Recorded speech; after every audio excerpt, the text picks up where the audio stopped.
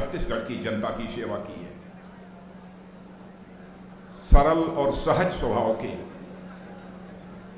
Doctor Raman Singh ji और हमारे बहुत ही तेज तर्रार, जिनका भाषण भी आपने अभी भी सुना है, ऐसे भारतीय जनता पार्टी के प्रदेश अध्यक्ष श्री अरुण जी शाह,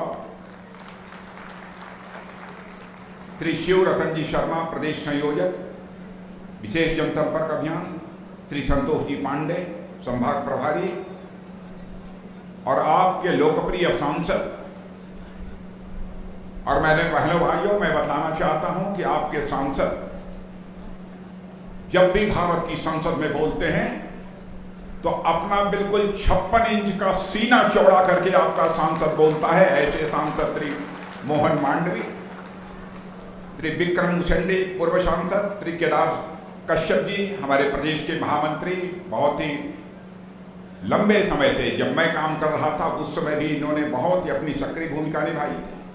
श्री देवीलाल जी दुग्गा पूर्व विधायक, श्री भोजराज जी नाग पूर्व विधायक, श्री सतीश जी लाटिया जिलाध्यक्ष कांकेर, श्री दिनेश कश्यप पूर्व सांसद, श्री शशि पवार जी जिलाध्यक्ष धमतरी, श्री दिनेश अरोड़ा जिलाध्यक्ष कोंडागांव, श्री किशकांत पवार जिलाध्यक्ष बालोद और श्री यशवंत जैन जिला प्रभारी कांवे।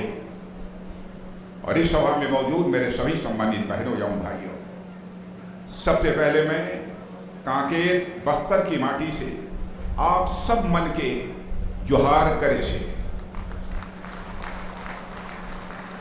मां दंतेश्वरी के सादर प्रणाम करे से ये माटी वीर गुंडाधूर, वीर गेदलाल, महाराजा प्रवीर भंजदेव, जगतू दादा और धर्मू दादा सबके नमन करे से, उन सब बलिदानी मन के सूरता करे से। मेरे बहनों भाइयों, लंबे अरसे के बाद कांकेर में किसी सार्वजनिक सभा को संबोधित करने के लिए आप सबके सामने खड़ा हुआ।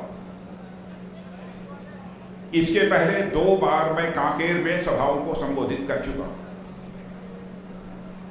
बहुत देर में आया हूं, लेकिन आप सबका आशीर्वाद है कि पूरी तरह से दुरुस्त आप सब लोगों के बीच में आया।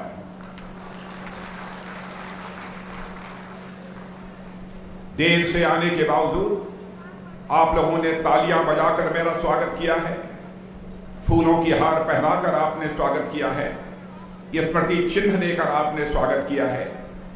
लेकिन भारत की परंपरा है और शिष्टाचार का तकाजा भी है कि स्वागत, अभिनंदन अथवा राम राम या जोहार या सलाम दुआ कभी एक तरफा नहीं होना चाहिए। इसलिए मैं भी अपनी तरफ से शीश झुकाकर आप सभी बहनों भाइयों का हार्दिक अभिनंदन करता हूं, आप सभी का स्वागत करता हूं। मेरे बहनों भाइयों, माता दंतेश्वरी की इस पवित्र भूमि कांकेर की धरती को मैं एक बार पुनः शीश झुकाकर नमन करता हूं।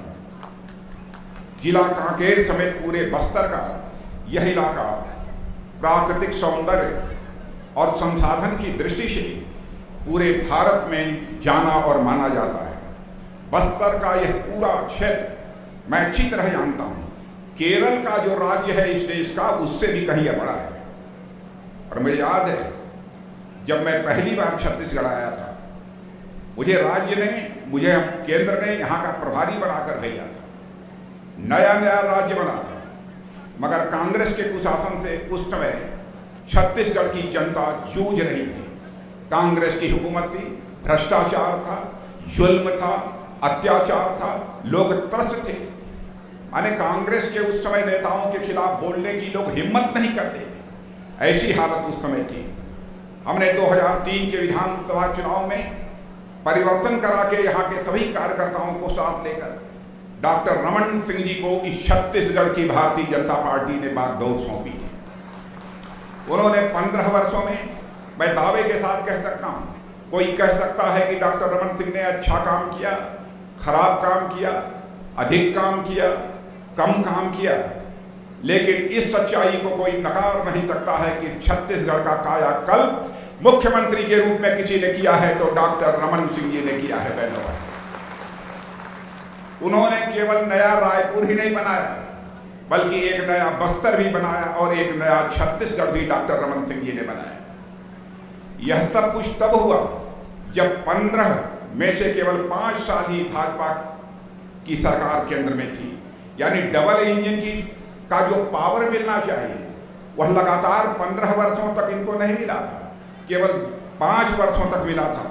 इसके बावजूद उन्होंने छत्तीसगढ़ को बढ़ाया, उन्होंने छत्तीसगढ़ को सजाया, उन्होंने छत्तीसगढ़ को संवारा और देश का एक प्रगतिशील राज्य बनाने का काम यदि किसी ने किया है तो आपके डॉक्टर रमन सिंह जी ने किया।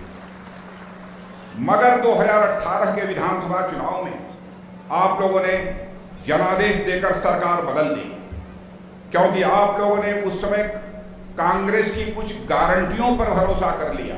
कांग्रेस के लोगों ने यह गारंटी दी कि हम आएंगे तो यह कर देंगे, वह कर देंगे। आपको लगता था कि नई सरकार बनेगी और अधिक तेजी से काम हुआ, लेकिन आप जानते हैं नतीजा ठीक उसका उल्टा हुआ। मेरे बहनों भाइयों, आपने सोचा था कि प्रदेश सरकार बदलकर हम एक बार नई सरकार का भी स्वाद चख लें। इस चक्कर में आपने डॉक्टर रमन सिंह की सरकार को बदल दिया। लेकिन स्वाद इस सरकार का कैसा है यह मुझे बताने की जरूरत नहीं है।